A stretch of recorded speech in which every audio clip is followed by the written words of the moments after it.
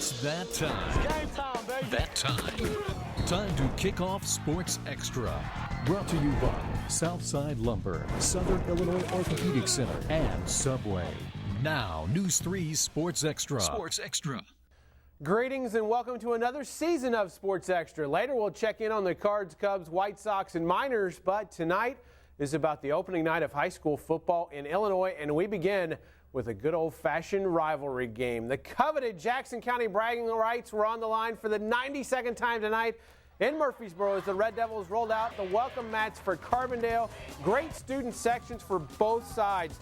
And how about this hit? How about starting out the season with a big hit? Jordan Bowlby rocks Orlando Jarrett. Now, a little later, Carbondale's Cade Custer, 9 yards for the TD.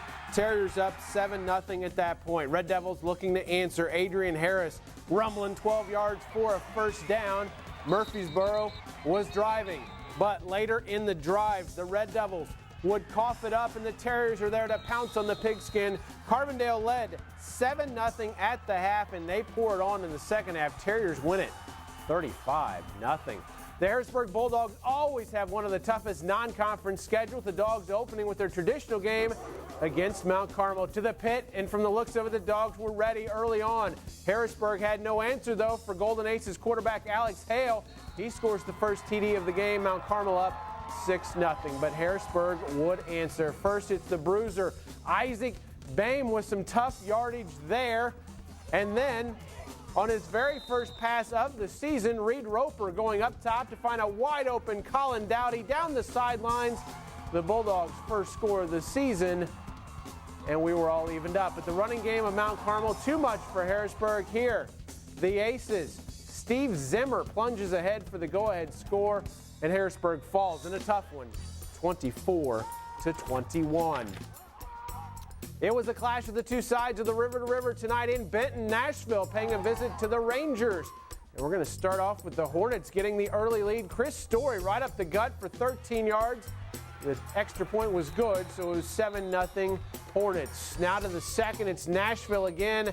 This time it's Gannon Mammal going 68 yards for the score on the misdirection, 14-0 Nashville at that point, and the Hornets roll to a season-opening win. Your final, 31-8. We found another river-to-river crossover game in West Frankfort where the Redbirds took on Anna-Jonesboro, and, well, the students were out in support of the Redbirds, but, hey, guys, where's the R? Come on, third quarter, AJ already up 35-0. Brady Carty runs it 17 yards for the score. That made it 42-0. Frankfort was looking for some magic late. The Redbirds trying to fight back in the fourth, but quarterback Addison Egerton is stopped for the loss. Later in the fourth quarter, it's Wildcats running back Dalton Baker. And Baker's going to take it 46 yards to close this one out, and AJ rolls in the opener 42-0. Well, it's all conference games all the time in the Black Diamond. The defending champion Carterville Lions open their final season in the conference on the road at SIUW. First quarter, Brock Wheatley. He is going to go off to the races for the touchdown, and the Red Devils were up 7-0. Carterville comes right back. Dalton James will take the handoff, and he goes in for the 3-yard score, but the Lions were down 10-7. Later, it's James going to give the ball to J.D. Helton, and Carterville had the lead after the score here. It was 13-10 at that point, but the Red Devils answer, and again, it's Wheatley. And again, he's going to find the end zone. 17-13, Red Devils at the half, and they go on to win it 31-19 to snap the Lions' 22-game conference winning streak. Well, our Sports Extra spotlight was shining on Christopher tonight as the CZR Bearcats welcomed El Dorado. Lucas Weir, the QB sneak for El Dorado. Eagles up 7-6. Last play of the first half, Stephen Dial to Tyler Mitchell for the 8-yard TD. CZR led it 12-7 at the break. Later, Stephen Dial again. This time he's going to fumble the snap, pick it up, and he's going to take it 30 yards. And then it's Dial again. He's going to keep it himself again, 20-7 Bearcats at that point. And then it's Cody Greenwood with the 13-yard scamper, and CZR wins the season opener over El Dorado 34-20. we came out here pumped. Everybody's getting jitters. We had guys puking in the locker room. It's our senior year. It seems like just yesterday we were out here as freshmen. Everybody's getting together. It takes a lot of people to get a group of guys come together on Friday nights to be more. Continuing with the Diamond theme, we head to Carmel, where the Bulldogs welcome Johnston City. Logan Rogers, the offense early for the Bulldogs. This 12-yard run for a first down, and still in that drive, it's Rogers again for 3 yards in the score, 7-0 Carmel White County. Johnston City answered, though. The Indians going to the air. Dustin Solomon finding Justin Mortoweg for the 26-yard TD, tying the game at 7. But on the ensuing kickoff, it's Mr. Rogers' neighborhood tonight. 90 yards for the touchdown.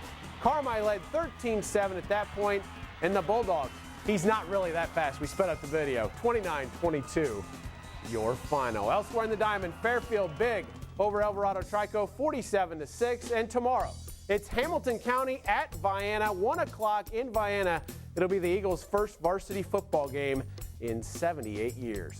Back to non-conference action. The Mount Vernon Rams opened with a visit from Metro East Power Belleville East. Early in the first, it's East. Darnell Stevenson taking the pitch, and he gets some blocks, and the junior takes it up the sideline for the 38-yard TD.